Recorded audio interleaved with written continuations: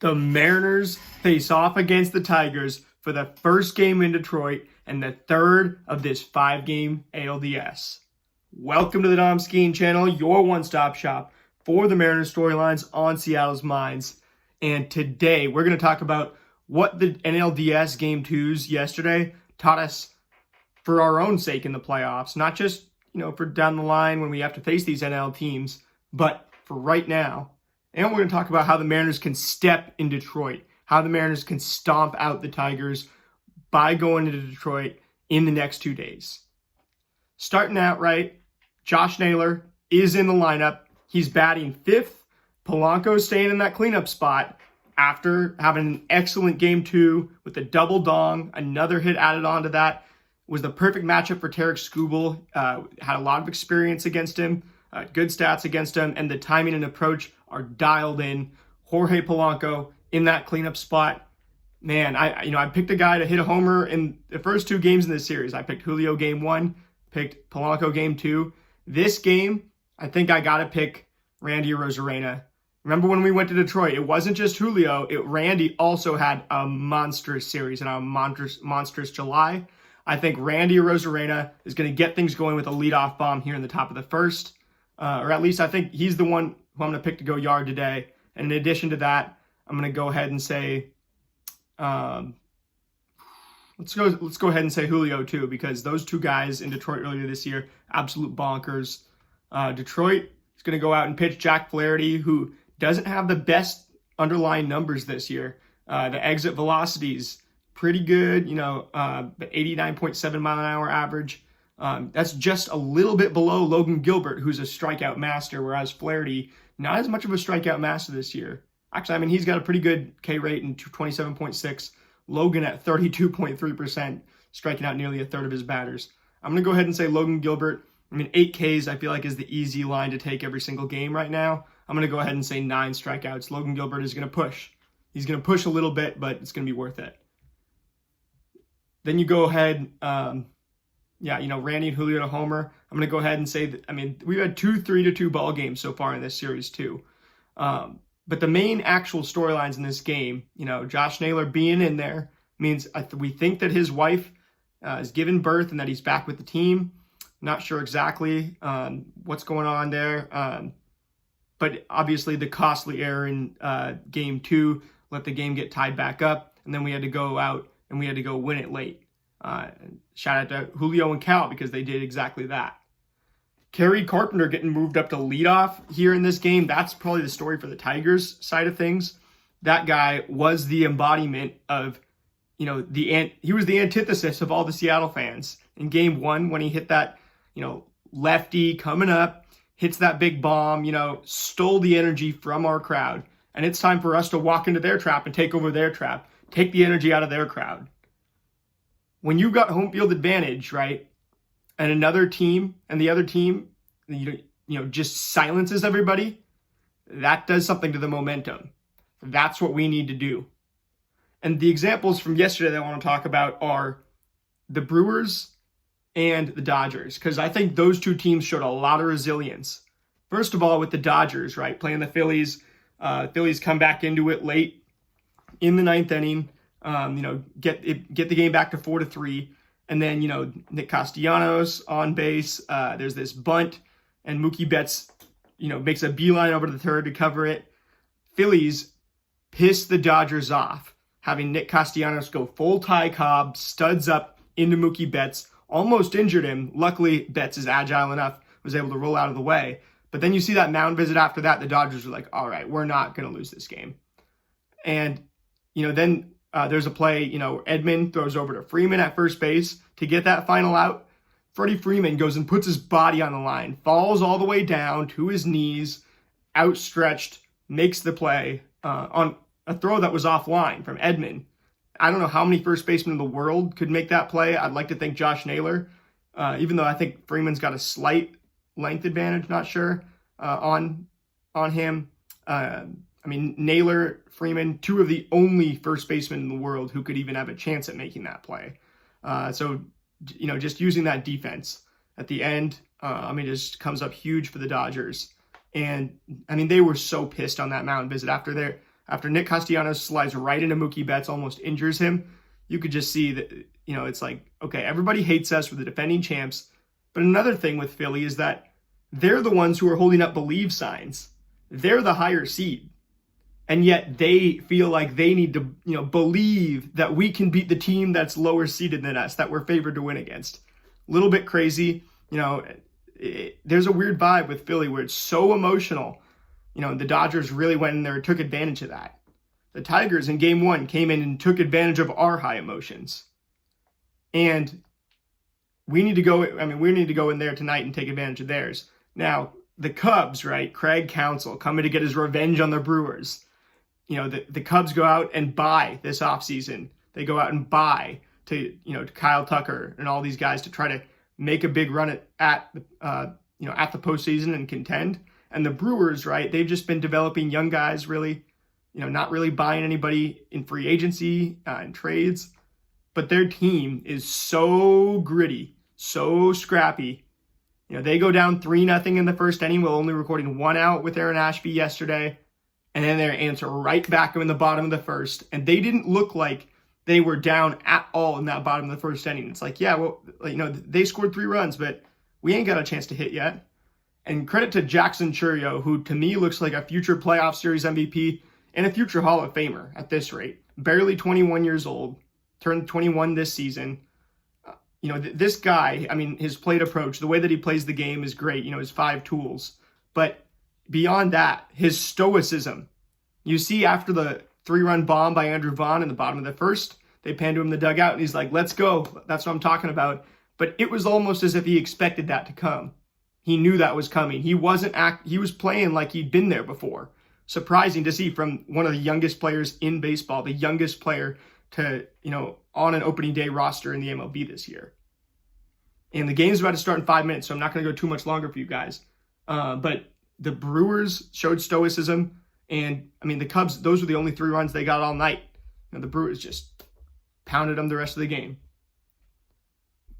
Sorry guys, camera cut out, but I'm going to get you guys this final score prediction. We're going to go 4 Mariners, 4 Tigers, 3 Randy and Julio homer, Logan 9 strikeouts. Leave me your predictions in the comments below. Only a few minutes, and I will see you guys after the game. Go M's.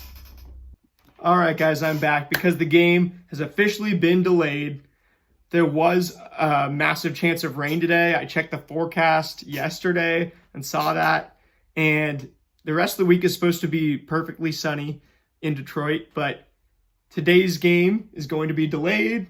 Rain delay in Game 3 of the ALDS. Obviously not what you want to see. It sucks. I've been to 1 game in Detroit, I can tell you, and there was a full-on monsoon. The National Weather Services had to, issue a warning, and every single person that was in the stands went to the team store, the concourse. I've never seen anything like this at an MLB stadium, or quite honestly, at any sporting event as a whole. Detroit, it was Comerica Park. The 1 game I'd been there, I was with my dad. We go in there. It was actually the same game. They were playing the Toronto Blue Jays in 2019 that Vladdy Jr. hit his first grand slam. I think I even talked about this earlier this year, but it was a monsoon. I've never seen weather exactly the same as that. And the GM Tower, which you can see in the skyline of Detroit from Comerica Park, the GM Tower has a screen on the top that says GM, and it was completely busted, malfunctioning, and it just felt like a metaphor for this is Detroit, so that's my experience going to Detroit. Drove in, went to the game, and left to go to a Cubs game the next day. But it's pretty interesting that this is happening because, the Mariners, we've played in Seattle plenty. We have a roof, so we don't have to worry about rain delays or anything like that. But I'd rather have this situation than, if you guys remember, there was a White Sox game a few years back where Robbie Ray was pitching and it was raining like absolute, nobody's business at Guaranteed Rate Field at the rate. And the Mariners were up by a couple runs, I remember, going into this inning before the torrential downpour hits. And the Mariners are on defense.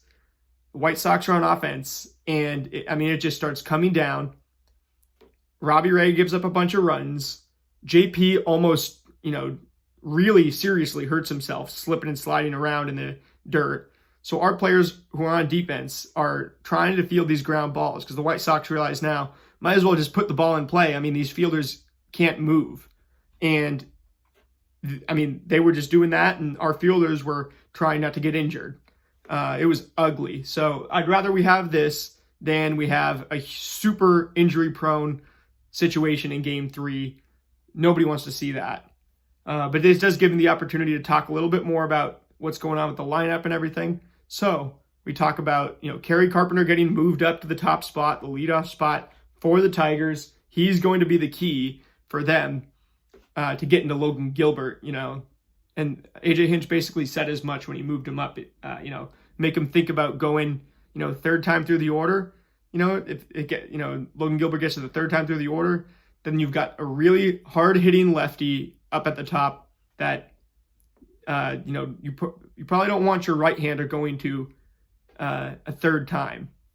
And it's interesting, because they've got bats down the lineup, who can hit well, but Kerry Carpenter's the one that's hot right now. And I just want to know, if there's anybody out there who predicted that Kerry Carpenter would be this good in 2025 and this key to the Tigers' playoff run, or even to this series recently.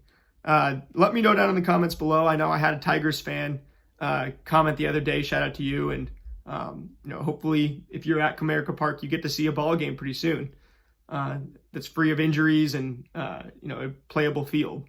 But right now, that's not the case. This is already a hard park to hit in. And with the weather, the way it is, being outdoors, it's going to be even harder. You're not going to be able to take the Brewers strategy where you get a, harmless single, and then just bloop one over the, and blast one over the wall.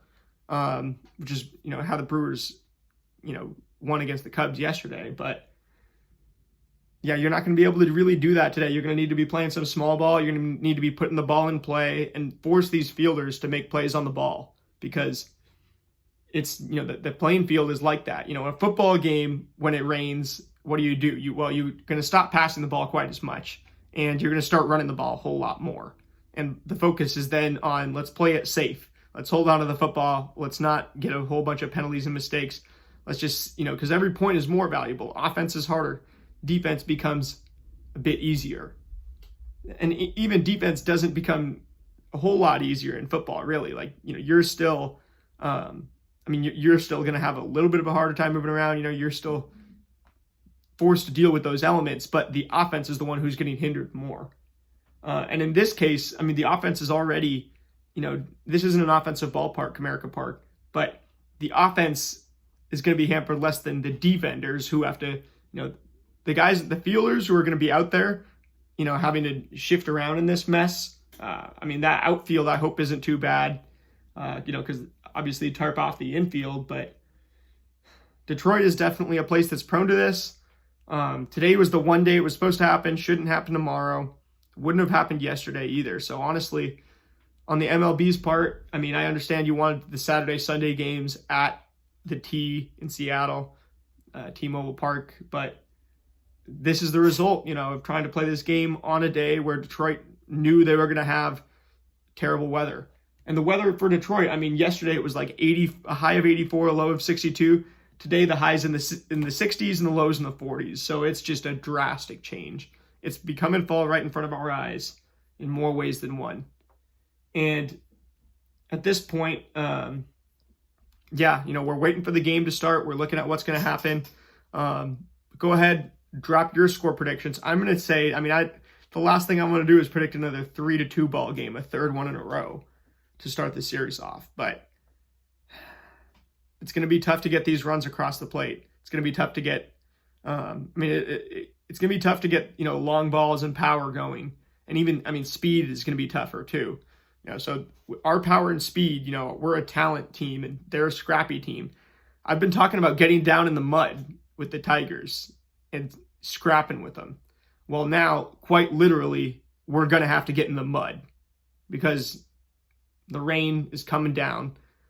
It's going to be wet, rainy. It's going to be a muddy game. in every way I said it was and more. So hopefully we can, learn from what the Dodgers did yesterday, learn from what the Brewers did yesterday, stay stoic, let the other team make the mistakes and do all the Bush League stuff, and see if we can just be the more. I mean, if we're the more stoic team in this series, it sets us up so well for the ALCS.